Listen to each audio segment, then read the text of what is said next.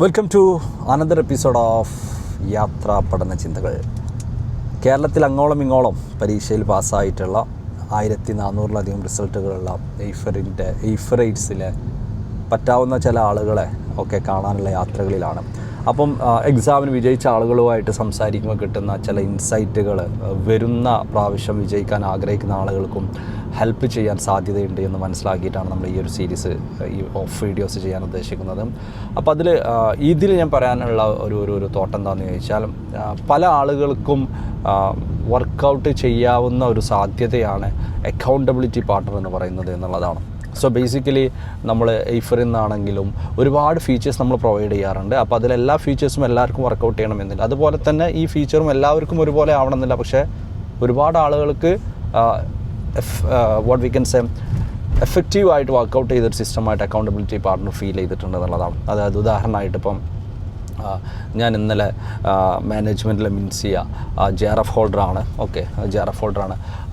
അവരോട് സംസാരിച്ച സമയത്തും ബേസിക്കലി അവരുടെ പ്രിപ്പറേഷൻ ജേണിയിൽ ഡെഫിനറ്റ്ലി അവരുടെ അക്കൗണ്ടബിലിറ്റി പാർട്ണർ ഒരു കീ പ്ലേ ഉണ്ടായിരുന്നു എന്നുള്ളതാണ്.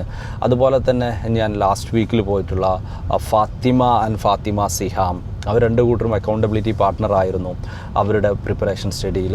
അപ്പോൾ അങ്ങനെ മൾട്ടിപ്പിൾ ആളുകൾക്ക് അക്കൗണ്ടബിലിറ്റി പാർട്ട്ണർ എന്നുള്ള ഒരു സംഭവം, അതായത് നമ്മളെ കൂടെ പഠിക്കുന്ന ഒരാൾ, എസ്പെഷ്യലി ഈ ഓൺലൈൻ കാലത്തുള്ളൊരു വലിയൊരു ഒരു ചെറിയ ചില ചലഞ്ച് എന്താണെന്ന് വെച്ചാൽ, നമുക്കൊരു പിയർ പ്രഷറോ കൂടെ പഠിക്കാനുള്ള ആളുകളോ സംഭവങ്ങളോ കാര്യങ്ങളോ ഒന്നും ഉണ്ടാവണമെന്നില്ല.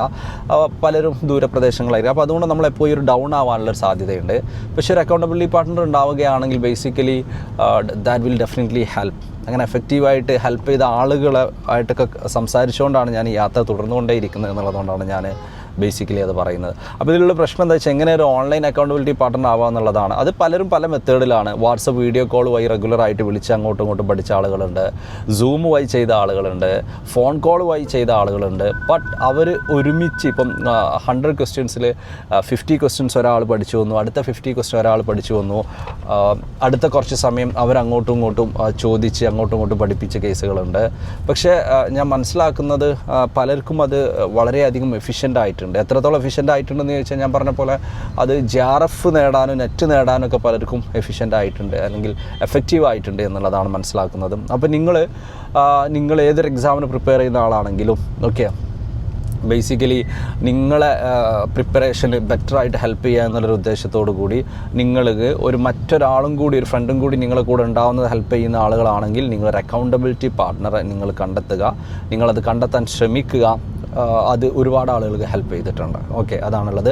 പിന്നുള്ളൊരു കേസ് എന്താണെന്ന് വെച്ചാൽ, ഓൺലൈനാണ്, അതിനനുസരിച്ച് നിങ്ങളുടേതായ സിസ്റ്റംസ് നിങ്ങൾക്ക് യൂസ് ചെയ്യാം എന്നുള്ളതാണ് പറയാനുള്ളത്. ആൻഡ് ദ ഫൈനൽ തിങ്, ഞാൻ ആദ്യം പറഞ്ഞ കാര്യം തന്നെയാണ്, എല്ലാവർക്കും അക്കൗണ്ടബിലിറ്റി പാർട്ണർ വർക്ക് ചെയ്യണമെന്നില്ല.